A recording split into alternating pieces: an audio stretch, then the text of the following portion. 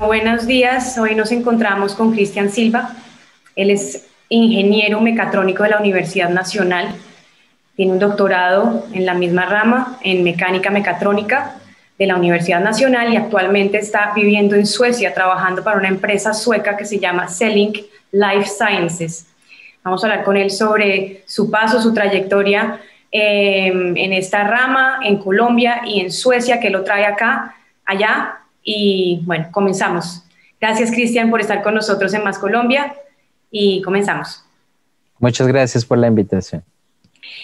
Cristian, tú tenías con un par de socios una empresa que se llamaba Choca esos 5 o Give Me 5. Si me acuerdo que después se convirtió en Fabrilab. ¿En qué consistía esta empresa?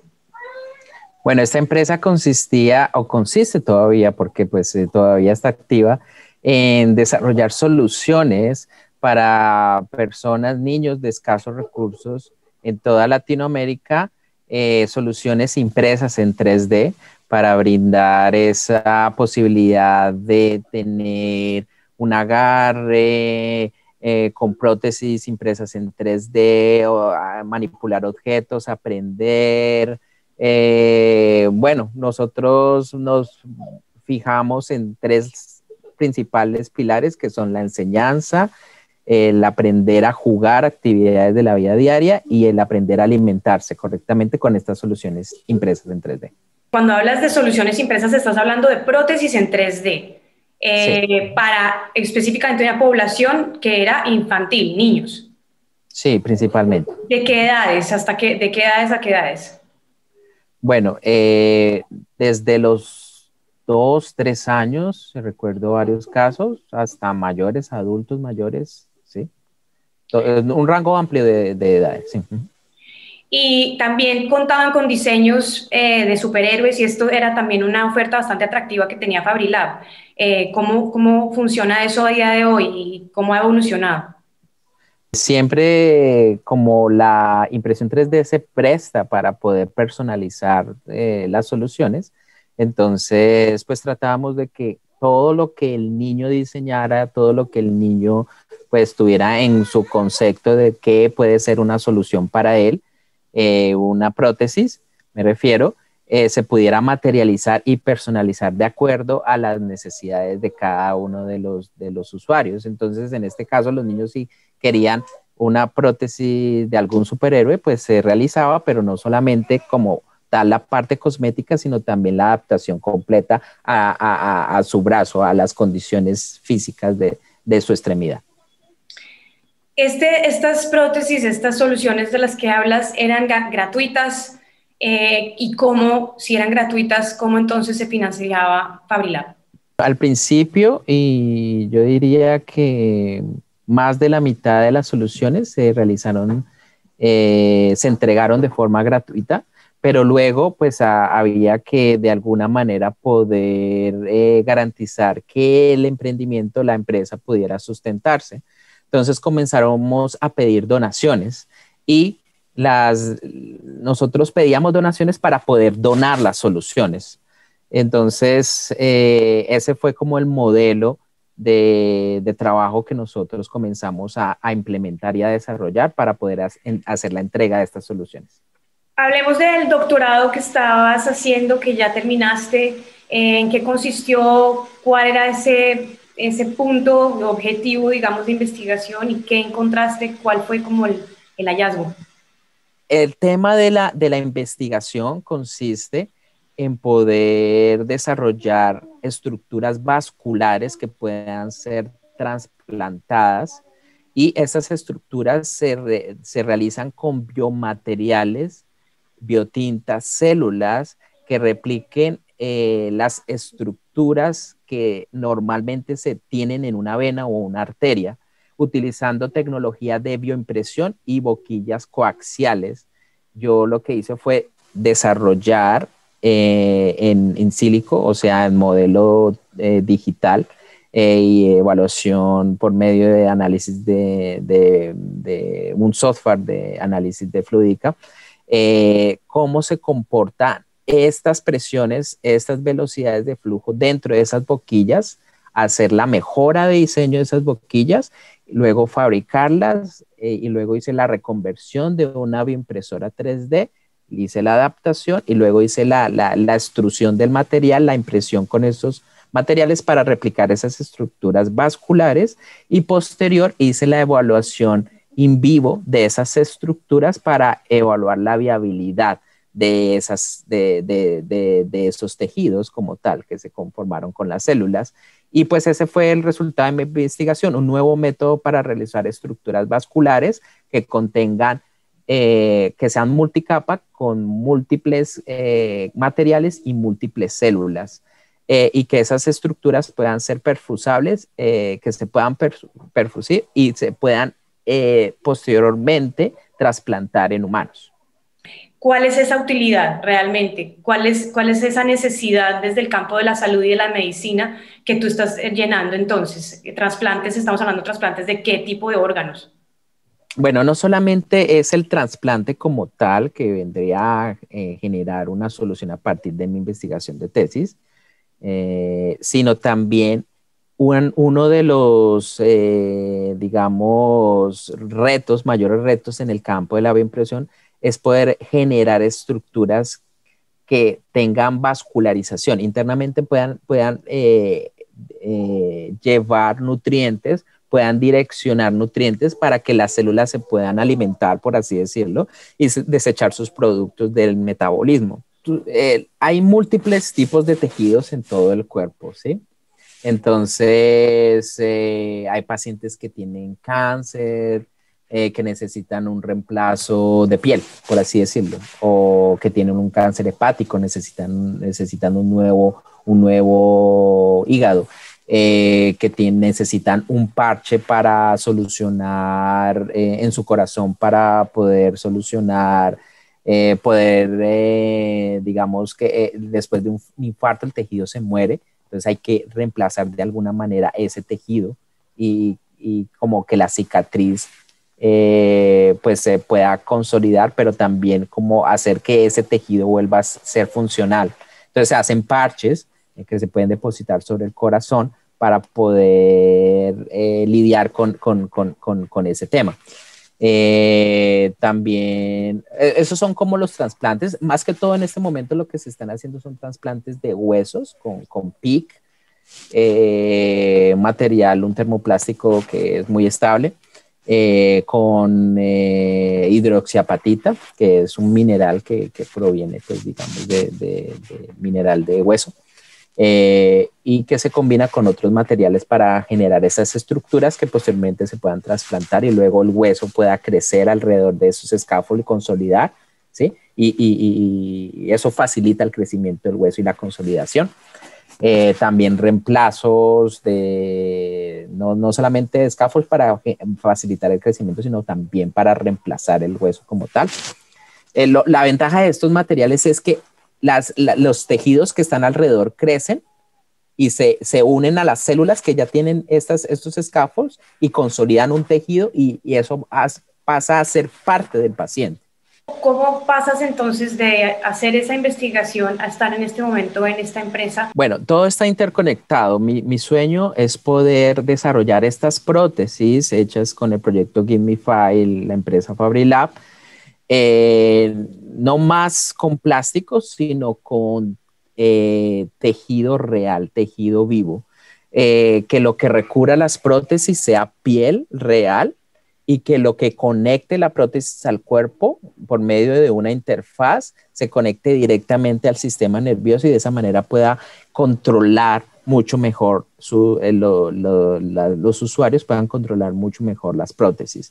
Entonces, ese es mi sueño y por eso yo comencé la investigación de estas estructuras vasculares para poder integrar sistemas sintéticos con sistemas biológicos y de esa manera poder comenzar la investigación a llevar esas prótesis hechas en plástico ahora a realizar estas soluciones con tejidos, con biomateriales y células para poder tener ese feedback de la solución directamente hacia el cuerpo. Y bueno, ¿cómo llegué a Celin? Los dueños de la empresa, pues Nosotros en este momento somos una empresa que tiene casi 1.000 empleados, tiene sedes en todo el mundo.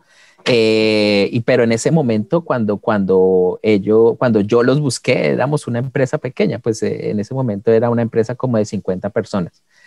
Y bueno, ellos ya habían visto en medios aquí en Europa y habían visto en otros videos lo que yo estaba haciendo allá en Colombia.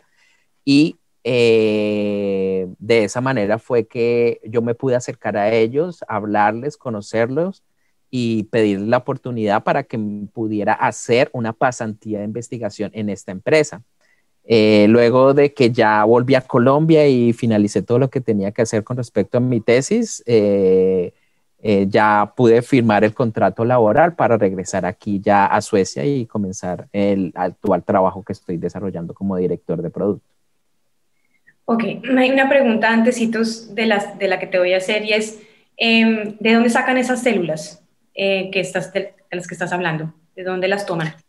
Bueno, hay dos perspectivas. Una en la cual se utilizan células de línea para poder hacer investigación, cómo se comportan ciertos medicamentos, ciertos cosméticos, y otra en donde se utilizan células primarias del propio paciente para ya generar tejidos que puedan ser trasplantados en el paciente. Ahí, digamos, la utilidad de este nuevo método que tienes tú es cuál, es por qué, digamos, acaba siendo como, digamos, un pionero ahí en ese método. Antes, ¿cuál era o cuál ha sido, digamos, la tendencia para poder hacer trasplante de tejidos o bueno, de órganos? ¿Y en qué medida esto realmente es una novedad tan grande? Bueno, generalmente lo que se hace para trasplantes de estructuras vasculares son materiales que son sintéticos, que no contienen células, que con el tiempo se desadaptan fácilmente y como no se asemejan a una estructura biológica real con sus células, con sus componentes, entonces con el tiempo necesitan ser reemplazados.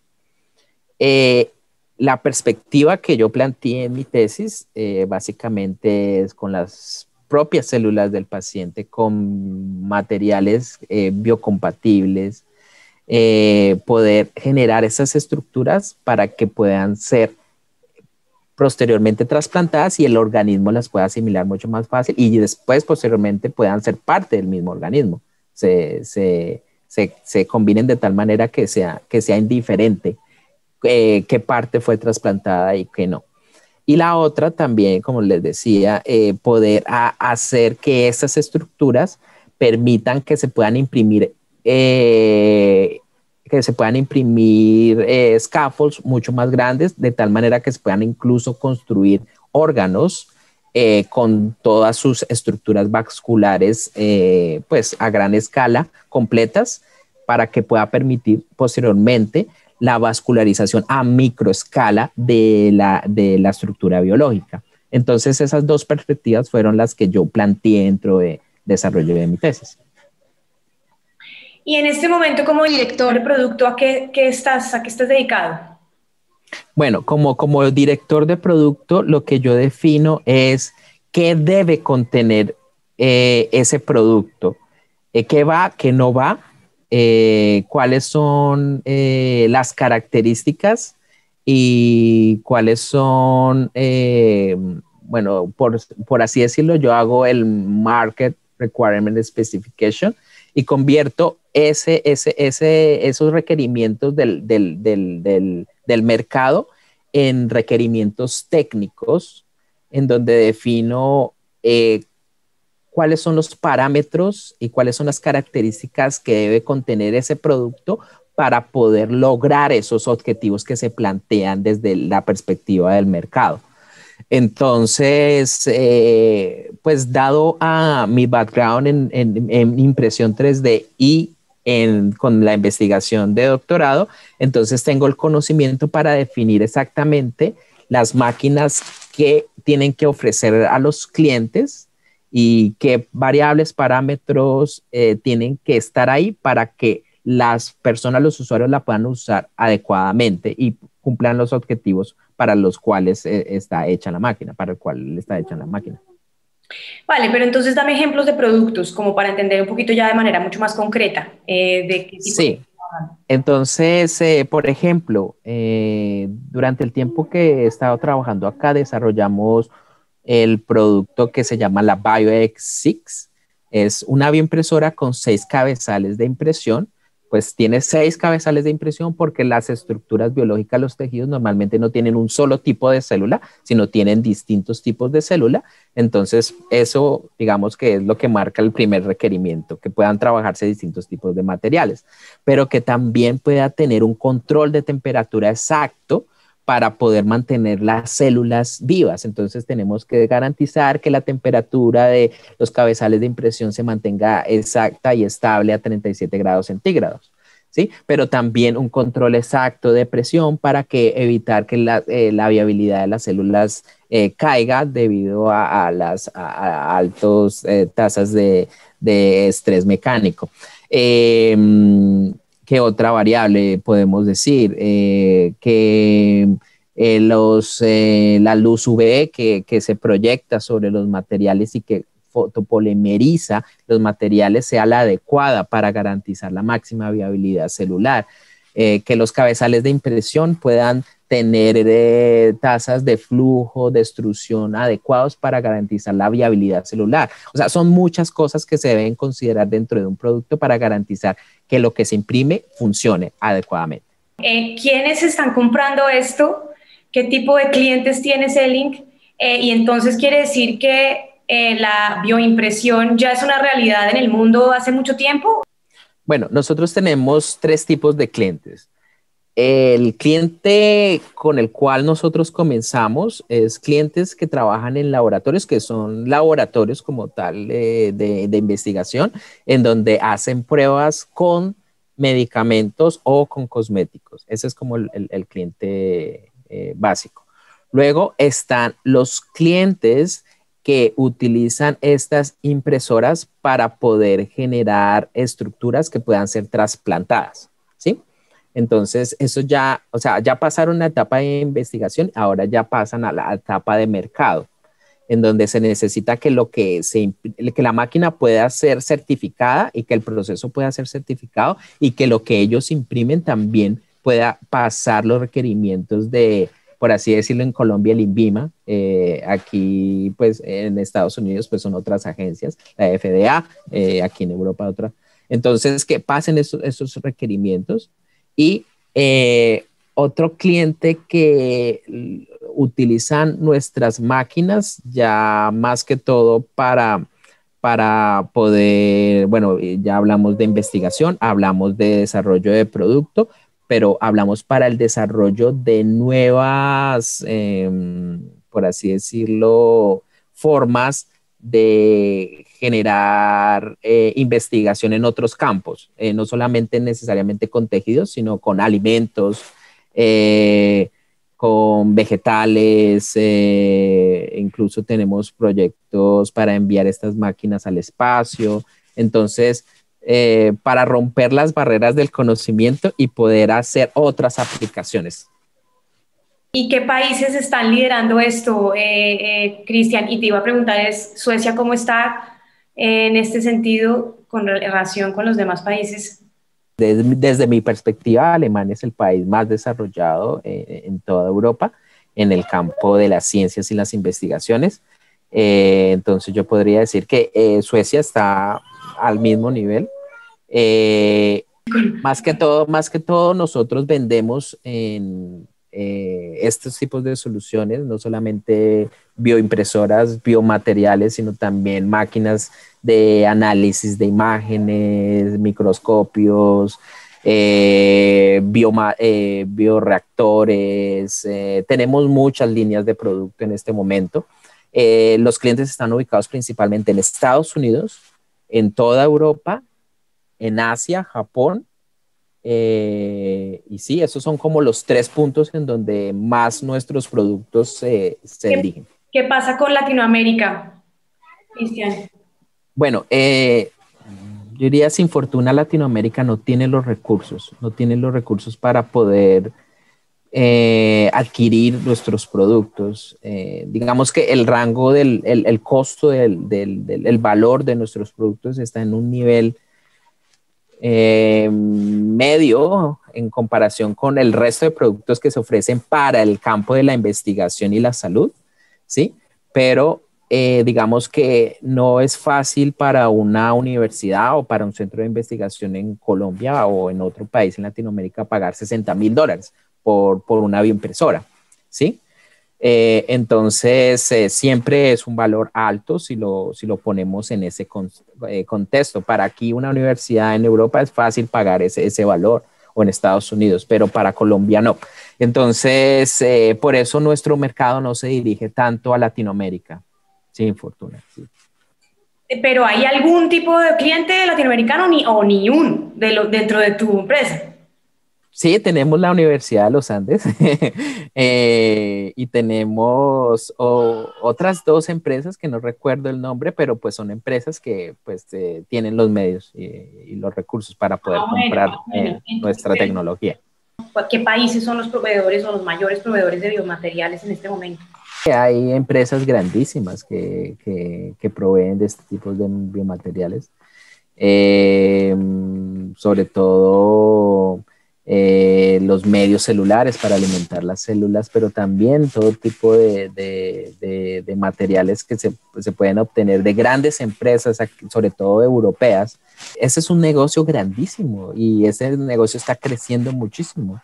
Y nosotros que tenemos una gran biodiversidad en Colombia, podemos tomar esa oportunidad para considerar desarrollar este tipo de materiales que puedan facilitar este tipo de proyectos y desarrollos. Lo que digamos que limita es la regulación. Acá en Europa todo está muy regulado y se tienen los recursos para poder pagar esas regulaciones. En Colombia también todo está muy regulado. Las regulaciones de pronto un poquito más laxas, pero no se tienen los recursos para pagar esas regulaciones. Entonces, si una empresa va a hacer biomateriales, pues en Colombia pues sería una empresa extranjera que viene y paga todo esa regulación y luego se aprovecha nuestros recursos para poderlos mandar al exterior y así generar valor agregado. ¿Cómo entonces ves a Colombia cuando la comparas con un país como Suecia en este sentido, en la capacidad, digamos, y la inversión que se le da a la investigación científica? ¿Cómo lo ves? Y digamos, si pudiera enlazarlo rápidamente a la pregunta de cómo se, digamos, qué se le puede decir a un estudiante de una carrera como la tuya, qué tipo de posibilidad laboral, además de ser profesor y pues pertenecer a un pequeño laboratorio, no sé, qué otras posibilidades tiene un estudiante en Colombia. Yo tuve que ir a tomar una beca del DAT, de la Agencia Alemana de Investigación, para poder finalizar mis estudios de doctorado, precisamente porque en la universidad no se tenían los laboratorios o no era fácil acceder a esos laboratorios para poder continuar con mi proceso de investigación. Mientras que en Alemania eso es común en todas las instituciones y en todas las universidades. Entonces, el tema es que en los países latinoamericanos, en mi caso, por conocimiento propio, Colombia, no tienen los recursos suficientes para poder invertir en sus laboratorios y de esa manera poder garantizar que la investigación pueda seguir. Entonces, por eso es que uno tiene que aplicar a becas para poder viajar a otros países, como aquí en Europa, y poder utilizar esos recursos para hacer su investigación. Entonces, esa es una de las fallas, que no tenemos los suficientes recursos. Y lo segundo es que el campo laboral para ingenieros biomédicos, bioingenieros, en Colombia, en comparación con aquí Europa o Estados Unidos, es muy reducido, porque las empresas que requieren de los conocimientos de estos profesionales no son muchas. Y también hay muchas trabas para crear empresa y digamos que las certificaciones, la normativa que hay que cumplir es muy costosa en comparación con lo que una persona puede ganar o puede cobrar por su trabajo en Latinoamérica, en Colombia, por así decirlo. Y pues todas esas trabas hacen que la oferta laboral sea muy reducida. En comparación aquí, los salarios son altos, el poder generar empresas es muy fácil, no hay tantas trabas. La oferta laboral es amplia porque hay muchas empresas. Entonces, sí, esos son como dos mundos muy aparte. Y además que las universidades y las empresas tienen mucha conexión, trabajan de la mano, mientras que en Colombia esa posibilidad es muy reducida. O sea, sí la hay, pero muy poco. Entonces esos son los contrastes que hay entre Latinoamérica y países del primer mundo. Cuando hablas rápidamente de ese enlace empresarial con la academia, ¿cómo se da? ¿Hace que no sé, las investigaciones justamente se hagan en esas empresas y entonces ese conocimiento ya está rápidamente linkeado a unas empresas? ¿O cómo es que se hace ese enlace tan fácil? Es que aquí las empresas nacen de las universidades, o sea, las empresas se crean dentro de las universidades. Luego las empresas tienen sede dentro de las universidades y cuando ya crecen salen de la universidad, pero no pierden ese link, no pierden esa unión, ¿sí? Entonces, en Colombia es muy raro decir, oiga, sí, esta empresa nació de esta universidad y sigue unida a esta universidad. Es raro decir eso, porque no están las políticas, no existen las políticas para garantizar que eso sea así. O sea, desde mi conocimiento, no conozco la política que permita eso, que sea fácil de hacerlo. Uno de los aspectos más atractivos que tenía FabriLab era el tema del software de uso libre. Cristian, cuéntanos cuál es la importancia de esta filosofía un poco del conocimiento y de la investigación para la ciencia, para el avance de la ciencia. Sí, el tema de hardware, software libre, open source es muy importante porque muchas personas aportan su conocimiento para un objetivo, para cumplir con un objetivo. Y luego este conocimiento, al ser desarrollado por muchas personas en paralelo al mismo tiempo, pues crece y luego las personas lo pueden tomar y desarrollar proyectos de manera independiente, pero retornando su conocimiento de vuelta a ese punto de origen. Si no fuera así, desarrollos como, por ejemplo, el sistema operativo de los celulares, el Android, no sería posible. O las bioimpresoras no serían posibles porque, digamos, el punto de partida de las bioimpresoras fue el open source el código fuente de una impresora 3D que se utilizó, que se llama Marlin, y a partir de ese nosotros pues lo modificamos, lo acondicionamos a las necesidades de nuestro producto e hicimos que ese producto funcionara. Luego ya hicimos desarrollos independientes basados en eso, pero que nos ayudaron a crear nuevos productos. Entonces, esa base, ese punto de partida es muy importante para ayudar a las empresas y aportar en el conocimiento de la humanidad. Para terminar, Cristian, gracias. ¿Qué le puedes decir entonces a estudiantes colombianos que se están dedicando a estas carreras del futuro? Que hay bueno, hay varias cosas que quiero decir. Yo diría que una de las cosas más importantes es que salgan del país, no para quedarse y radicarse afuera, sino para adquirir conocimiento y adquirir recursos para volver al país y aplicar sus conocimientos, porque desafortunadamente en el país no existen estos recursos. Y para poder acceder a eso necesitan aprender otro idioma, ya sea inglés, alemán, francés, cualquier idioma que les sirva, pero que este sea una herramienta para que puedan acceder a esas posibilidades, a esas oportunidades, porque sin él no podrían. Y luego que ya vuelvan a Colombia con esos recursos y esas ideas innovadoras y esa tecnología, pues lo apliquen para el bien de nuestro país, que es eso es tan necesario para nuestra sociedad. Y bueno, eso sería como mi recomendación, básicamente.